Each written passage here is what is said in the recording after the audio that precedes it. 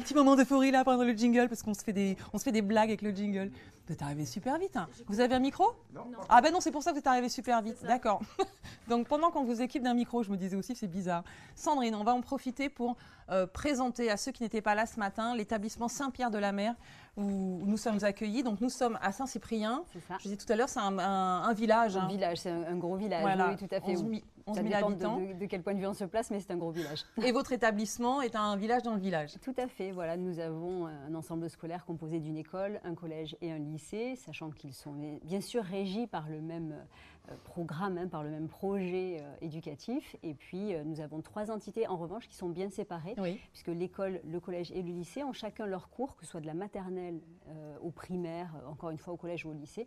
Chacun a sa cour, chacun a ses lieux de restauration, ses salles de classe. Donc, on peut passer des seuils, de seuil en seuil, ce qui est assez intéressant pour les élèves, parce qu'on a toujours envie de grandir. Et en même temps, vivre ensemble tous et s'épanouir pleinement. Donc il y a un aspect un peu cocon. Complètement familial. Quand on est dans son école selon son niveau. Pour les plus jeunes, ça peut être rassurant. Un côté autonomie aussi. Complètement familial, très autonome, puisqu'on les ouvre évidemment vers l'extérieur le plus possible. Ouais. Tout à fait. Et puis il y a le plaisir donc, de passer d'étape en étape, d'aller dans la cour des grands, puis dans la cour des Exactement. Karine. Bonjour. Bonjour, je suis bien contente que vous soyez avec nous. Donc vous enseignez le français. Le français. Voilà. Et là, on va parler ensemble, toutes les 3, de l'intérêt de la tablette pour ces enfants qui ont des besoins particuliers, des troubles de l'apprentissage. Alors, en gros, on va dire, c'est tous les enfants qui affichent des profils 10 plus ou moins marqués. Vous savez, dyslexie, dyspraxie, il y en a toute une palanquée. Dyscalculie, dysorthographie, voilà. Dysphasie. Avec des troubles autistiques aussi, parfois. pour avoir aussi d'autres besoins. Et aussi les enfants précoces qui rentrent aussi dans cette catégorie de besoins.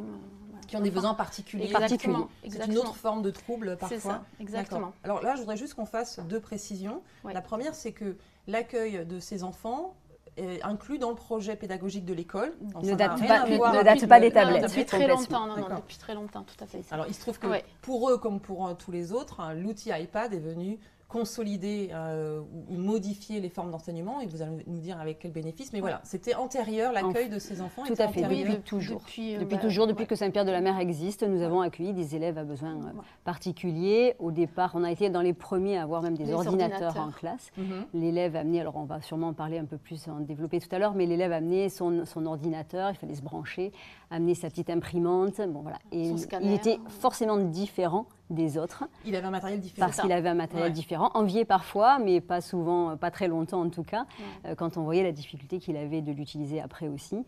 Avec la tablette, ça a complètement modifié la vision des élèves parce qu'ils ne se sentent pas différents, ils sont tous équipés de du même outil. Du même matériel. Donc là déjà, vous répondez à une question déjà en termes d'inclusion, ils sont déjà tous pareils. Donc il y a un regard porté sur eux qui n'est plus un regard différent. En tout cas, eux peuvent se permettre de ne plus le sentir comme tel. Tout à fait. Quand on arrive dans une classe, on voit les iPads de tout le monde. Voilà, donc il n'y a pas de souci. Voilà, il n'y a pas d'ordinateur, il n'y a pas tout le monde. C'est important pour ces enfants-là de se sentir véritablement intégrés. C'est ça, et de ne pas se sentir remarqués. Exactement. Et être différent. Ne pas être différent, oui. Et l'autre chose sur laquelle vous vouliez bien insister, c'est que vous travaillez beaucoup. Vous enseignez beaucoup avec ces enfants souffrant de 10, et vous m'avez bien précisé, vous n'êtes pas... vous les connaissez bien parce que vous êtes beaucoup intéressé personnellement, mais vous n'avez pas de formation professionnelle. Du tout, attention, non. Donc vous parlez de votre expérience sans étiquette de professionnel. Voilà, et puis j'ai toujours dans mes différents postes eu une attention particulière à ces enfants-là, justement. Donc, à Saint-Pierre, pour cela, on est bien.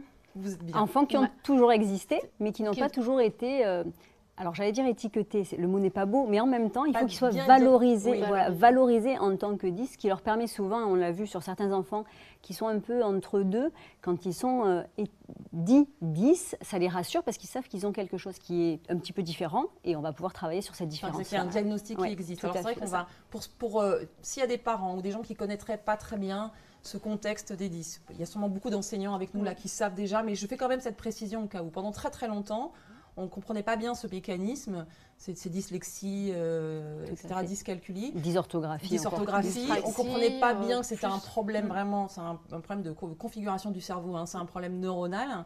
Les branchements ne sont pas les mêmes que dans un cerveau, on va dire, traditionnel. Ça ne fait pas de l'enfant un gamin plus bête qu'un autre. Les branchements existent. Ils existent, voilà. Et simplement, pendant longtemps, on leur a reproché de ne pas suffisamment travailler, ou on a reproché aux parents de ne pas les suivre de suffisamment près. Et en fait, il faut plutôt, c'est pas ça le problème. Le problème, c'est de leur permettre d'accéder à l'enseignement par des voies différentes d'un élève qui serait très, très scolaire. Voilà, parce que les compétences, alors dites intellectuelles, elles sont là. Hein, c'est pas du tout, c'est un moyen différent, effectivement, d'accéder à la connaissance.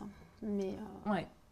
Alors, déjà, vous l'avez dit, donc d'un point de vue purement visuel, on va dire, eh bien, ces enfants qui, bon, c'est un peu dur pour eux quand même au départ, ils sont comme les autres, puis ils ont exactement les mêmes outils.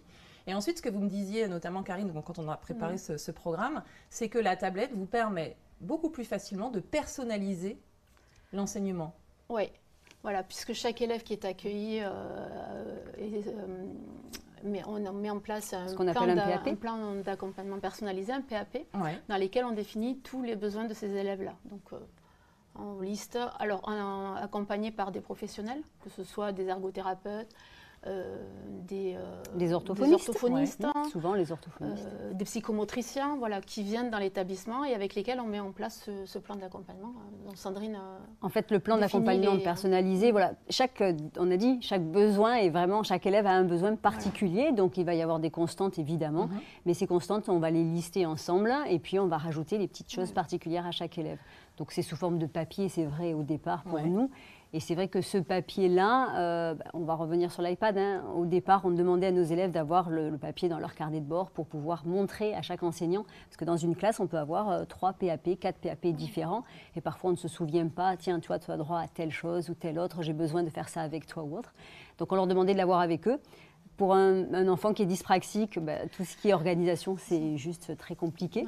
Donc, comme c'est très compliqué, l'iPad a aussi solutionné ça. Il suffit simplement, ils prennent en photo le papier, ils l'ont dans l'iPad et ils le retrouvent beaucoup plus facilement et ça leur facilite la vie. S'il était au fond du cartable, froissé quelque part au fond, entre deux cahiers. Dans un cahier, puis finalement pas dans le bon, puis on a changé de cahier, etc. Donc ça déjà, ça leur simplifie la vie. Ils ont tout sous la main dans le pad. Et du coup, vous avez accès aux informations beaucoup plus facilement. Exactement. Je vous aurais rajouté pour ces enfants-là, l'organisation, c'est terrible. Voilà, donc c'est vrai que avoir l'iPad, ça facilite bien des choses pour le classement des documents, on n'a plus 10 cahiers, on ne sait plus lequel prendre. J'allais dire, ça simplifie la vie pour les enfants et parfois pour leurs parents aussi, hein, où il fallait parfois le soir courir pour aller chercher le papier, le cours, la photocopie. Là, voilà, les enfants ont tout. Pour moi, c'est un élément important de l'organisation et vis-à-vis de leur stress par rapport à cette organisation-là. Voilà, moi, je pense que c'est aussi des bienfaits de l'iPad. D'accord, quand vous dites moins de stress, ça veut dire que du coup, ils n'ont plus de temps de cerveau à consacrer à où est-ce que j'ai mis mon manuel, où est-ce que j'ai mis mon cahier, où est mon cahier de texte. Et tout est au même endroit. Tout est dans l'iPad. Tout à fait. Parce qu'avant, on en parlait, ils avaient l'ordinateur, donc on tapait en cas de devoir, par exemple, là, ils faisaient le devoir sur l'ordinateur, on mettait la clé, ils enregistraient sur la clé, on reprenait la clé, on allait... Voilà. Et malgré tout, ça c'était beaucoup de manipulation. Beaucoup de manipulation et un certain stress vis-à-vis de ça quand même. D'accord. Pour la plupart. Et avec des logiciels qui n'étaient pas tout à fait les mêmes entre l'élève et l'enseignant. Donc après, c'était aussi compliqué parce qu'il fallait avoir les mêmes logiciels. Là, avec l'iPad, tout le monde est équipé des mêmes logiciels et donc il n'y a pas de souci. Donc communication plus fluide. Complètement. Donc, pour eux déjà, il y a c'est très rassurant. C'est ça. Ils savent que tout est au même endroit. D'accord.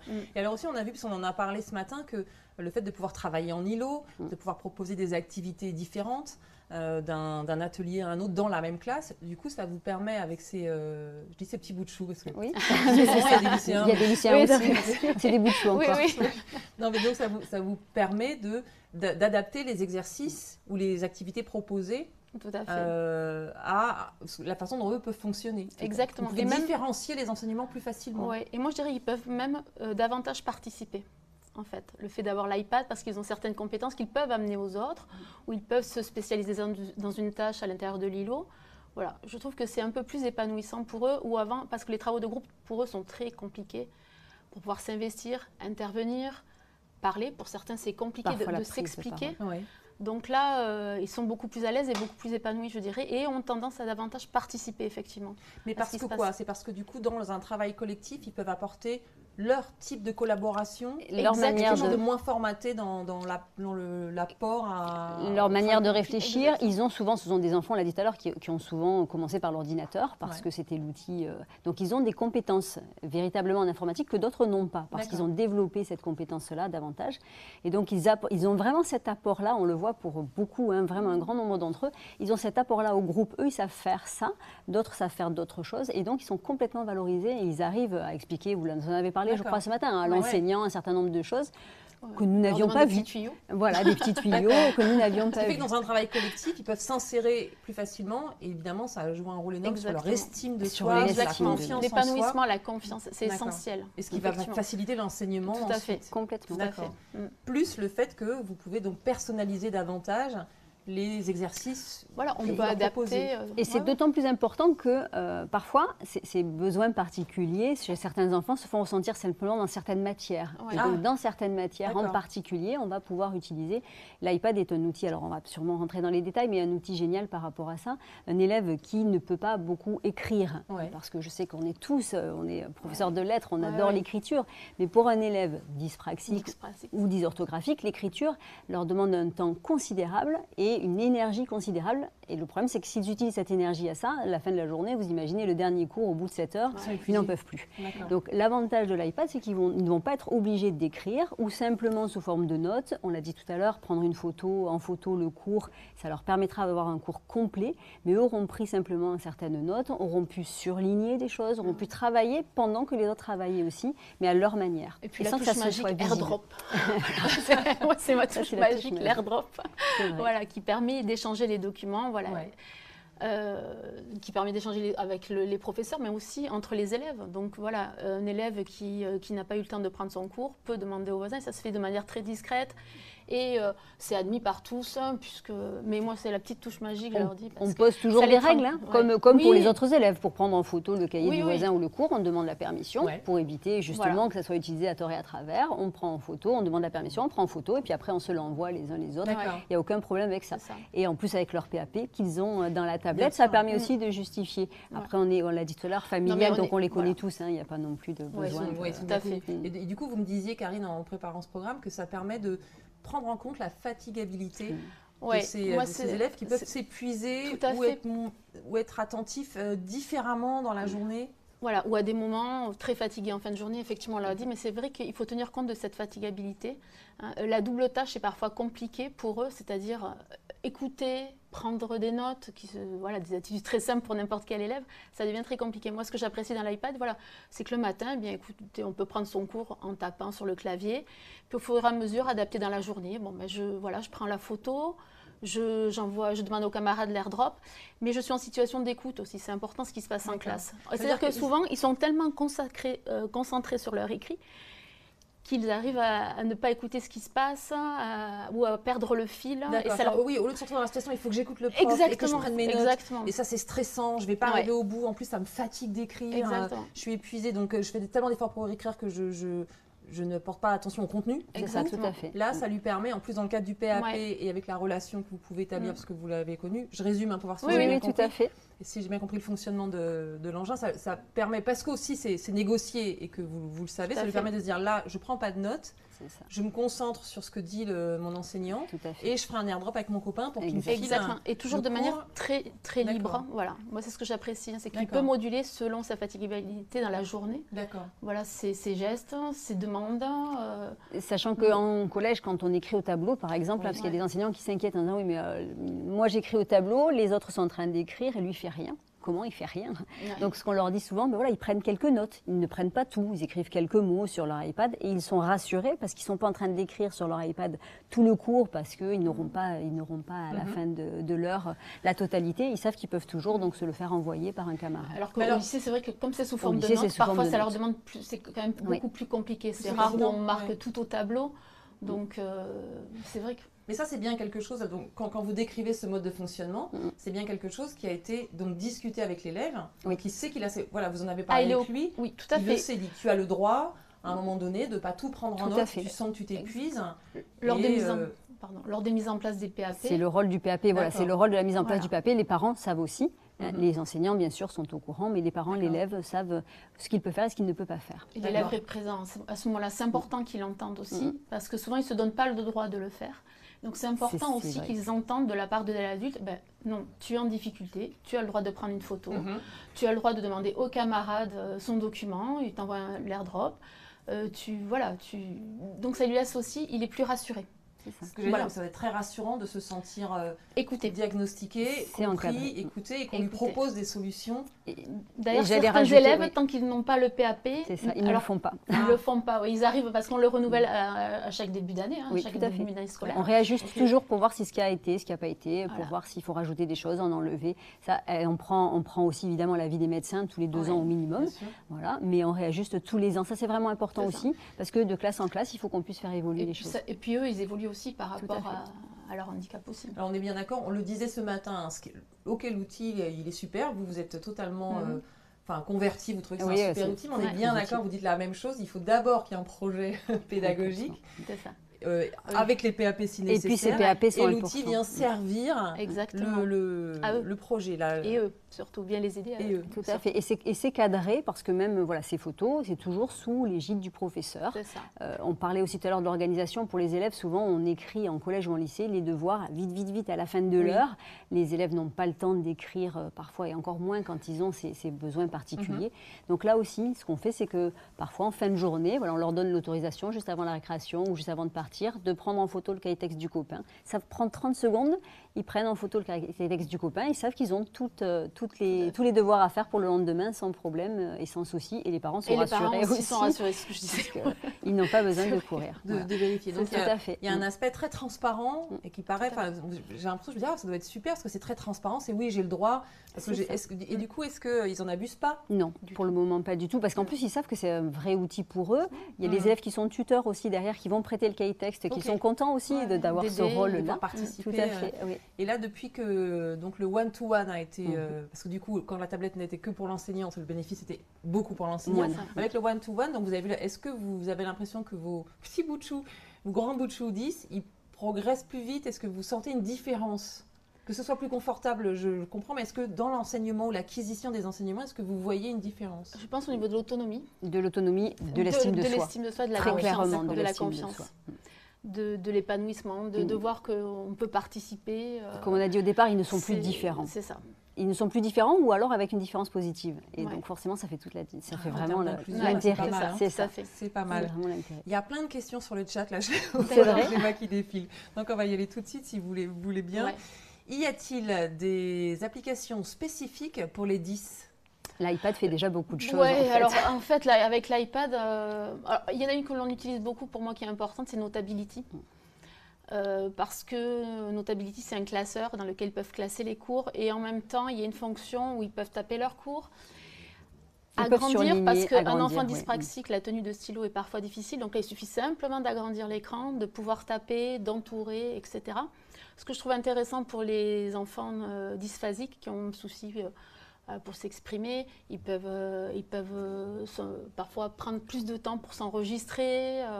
Voilà, donc ça offre une multitude véritablement de possibilités à ces élèves-là. De s'enregistrer, de faire un message vocal, voilà. Et aussi pour ceux qui ont du mal à écrire. Les applications spécifiques, celles qui existent déjà, sont suffisamment modulables pour répondre à beaucoup de situations. Et puis l'iPad en lui-même, où on peut grossir le caractère. On peut se faire lire les consignes aussi. Voilà, l'iPad le fait tout seul. Il n'y a pas d'application spécifique pour ça, c'est l'iPad qui le fait. Oui, pas d'application spécifique, mais l'outil en lui-même est suffisamment souple et modulable. Dans les réglages, on peut faire tout un tas déjà de pré-réglage, j'allais dire, adapté à ses besoins propres et très personnalisés. Et là aussi, c'est intéressant parce qu'il n'y a pas de différence. Ils ont tous les mêmes. C'est ça. Après, chacun configure. Exactement. Pour agrandir la police, pour... voilà, donc... Bel outil. Voyez-vous un intérêt pour ces élèves ou les autres à utiliser un vrai clavier ou peuvent-ils se contenter du clavier sur l'écran ou un stylet? Alors pour nous, il n'y a pas de stylet. Le clavier, effectivement, il y a certains élèves qui préfèrent. Ça va vraiment dépendre des enfants. C'est parce que vous avez peur qu'ils se perdent trop vite. Disons qu'il n'y en a pas tellement d'intérêt. Non, c'est pas un règlement. Le doigt va ça va être bien, voilà, c'est ça. Ou parfois ils prennent la gomme du stylo. À la fin du stylo, il y a une petite gomme et ça leur va très bien comme ça. Après, c'est vrai que le clavier, pour ça va dépendre des troubles. Oui, ça va dépendre des troubles parce que pour certains, dans la dyspraxie, il y a un trouble visuel souvent qui est associé. Oui. Et le fait d'avoir le clavier là, l'écran là, ça demande déjà un une premier effort, une coordination, un problème de compliqué. coordination en fait, qui n'est pas que moteur chez les dyspraxiques au niveau de la vue. Donc voilà, ça va dépendre aussi peut-être de l'élève, voilà, tout à fait, de faire le choix qui se sentent confortables. Le fait d'avoir l'écran caché en partie aussi par le clavier, ça les gêne. Voilà. Je pense que donc vous, en gros, a priori, les élèves que vous avez, ils ont la tablette sans ni stylet ni clavier supplémentaire, mais on pourrait imaginer que si c'était plus confortable, tout à fait. Un élève dans le cadre de son PAP, on pourrait utiliser ces accessoires aussi. Oui. Bien. Dans quelle matière l'iPad est-il particulièrement utile pour accompagner les 10? Dans toutes. Dans toutes. Je ne sais pas pourquoi j'étais sûre que vous allez répondre à ça. Dans toutes. À partir du moment où il y a besoin d'écrire, de prendre des notes, de dessiner. Voilà, dans toutes. Les fondamentaux sont les mêmes dans toutes les matières. Oui, exactement. C'est ça. Non, et puis vraiment. Un texte en histoire, il faut le surligner. Faire des cartes, n'importe, souligner. Donc je dirais toutes les matières. Non, toutes, vraiment. Elles sont archi d'accord. Ah, oui. Est-ce que les enseignants recommandent à leurs élèves souffrant de 10... Alors attendez, excusez-moi, c'est écrit petit là. Est-ce que les enseignants recommandent... Alors ok, je vous le dis en pas français comme c'est écrit, mais c'est pas grave, et vous allez comprendre. On va remettre les mots après dans le bon sens. Est-ce que les enseignants recommandent à ce que leurs élèves souffrant de 10 enregistrent le cours pour pouvoir le réécouter? Non. Non. Non. C'est vrai que non. On est entre le collège et le lycée, on n'a pas besoin d'abord d'avoir le cours complet. Enfin, comme tout enseignant, on répète 3 fois les mêmes choses le plus souvent, avec évidemment des variantes. Mais voilà, donc non. Enfin, en tout cas, sur Saint-Pierre, non. Non, là, je ne vois pas. Non. Et puis en plus, ça leur ferait double travail. Après, il faut retranscrire. C'est compliqué. Alors, ce que vous dites, c'est que finalement, peut-être que vous venez d'arriver, la personne qui a posé cette question, mais c'est comme il y a cette fameuse touche magique AirDrop. C'est ça. Si l'enfant est un peu fatigué et qu'il n'arrive pas à prendre les notes, il récupère les notes du copain en un clic. AirDrop, et du coup il n'a pas besoin de réécouter le cours tout seul pour le rescripter. Voilà, puis parce que le soir aussi, niveau charge aussi cognitive, c'est assez compliqué le soir. S'il devait réécouter ce qui a été dit en cours, oui, ça lui prolongerait. Moi je ne vois pas tout à fait l'intérêt. La touche magique, c'est AirDrop. C'est ça. Photo et AirDrop. Photo et AirDrop, partage de documents. Formez-vous spécifiquement vos enseignants sur les fonctionnalités d'accessibilité. Il y a eu la formation de départ. Oui, il y a eu une petite formation de départ, comme on disait, pour agrandir la police, pour faire lire un texte, voilà, toutes les fonctionnalités qui sont à l'intérieur de l'iPad. Ce qu'on appelle la prise en main. La prise en main. Alors ça, on va en parler dans la prochaine table ronde, avec les prochains invités, justement, sur toutes les formations proposées aux enseignants pour vous accompagner dans le développement du projet. Formation déjà pour effectivement la prise en main de l'outil. Et puis ensuite, les formations deviennent plus spécifiques en fonction de vos besoins. Donc, si vous aviez un besoin particulier, vous pourriez demander, donc, en l'occurrence, là, à BIP, LDLC, j'ai besoin d'une formation sur tel sujet parce qu'avec mes élèves 10, je voudrais exécuter tel ou tel travaux. Et on leur trouve un formateur, et ça, on vous l'explique dans quelques minutes. Aujourd'hui, pouvez-vous dire que l'iPad a effacé les disparités entre les 10 et les autres élèves? En tout cas, quand vous rentrez dans une classe, très clairement. Très clairement, oui. Après, forcément, chacun a ses difficultés. Mais après, ça, on va même nous, en tant qu'enseignants, après, on va tenir compte des difficultés de chacun. Disons que c'est au niveau des autres élèves, effectivement, où c'est important pour eux, surtout à cet âge-là de l'adolescence, d'être pareil. Ce qu'on appelle le PAP, donc avec un tiers-temps supplémentaire, ça perdure. C'est-à-dire que les élèves ont un peu plus de temps pour lire les questions, pour y répondre. Ça perdure de toute façon. Donc la différence là se voit, puisqu'ils ont un peu de temps supplémentaire. Néanmoins, après, pour tout ce qui est visuel, il n'y a pas de différence. Ils sont tous équipés de la même manière. Alors là, de la façon dont vous en parlez, vous allez me dire si je vais trop loin. Pour répondre à la question, vous allez dire si je vais trop loin dans l'interprétation. J'ai presque l'impression que vous me dites que du coup, entre ce que vous avez mis en place d'abord dans votre projet, on est bien d'accord dans le PAP, plus cet outil, que finalement ces enfants qui souffrent de troubles 10 ou d'autres troubles de l'apprentissage ont leur particularité, mais comme ça pourrait être un autre enfant qui n'a pas de trouble 10, mais des petites difficultés à apprendre parce qu'il est un petit peu lent ou parce que veut aller savoir, parce qu'il a du mal à se motiver, il a du mal à trouver de plaisir. Bref, dans une classe, il y a des très bons, des moins bons, et puis et puis d'autres qui galèrent un peu. Et que finalement, j'ai l'impression que vous me les décrivez, ces enfants 10, comme des enfants qui galèrent un peu. Mais pas dans toutes les matières, pas partout. Pas dans toutes les matières, exactement. Et effectivement, comme vous le dites, il y a d'autres enfants avec des aussi niveaux différents, voilà. Exactement. Avec des niveaux différents ou des capacités scolaires différentes. Il y a d'autres élèves qui présentent des difficultés qui ne sont pas forcément 10 et qui, quand même, ont trouvé un intérêt, effectivement, à l'utilisation de l'iPad pour eux aussi, forcément. Voilà qui répond, ça efface peut-être pas toutes les disparités, mais ça en efface beaucoup. Et surtout, on va retenir que ça joue énormément sur l'estime et la confiance en soi. Et alors là, je pense que si vous agissez sur ces leviers, c'est déjà plus important. L'essentiel du chemin est fait. Merci beaucoup. Merci beaucoup.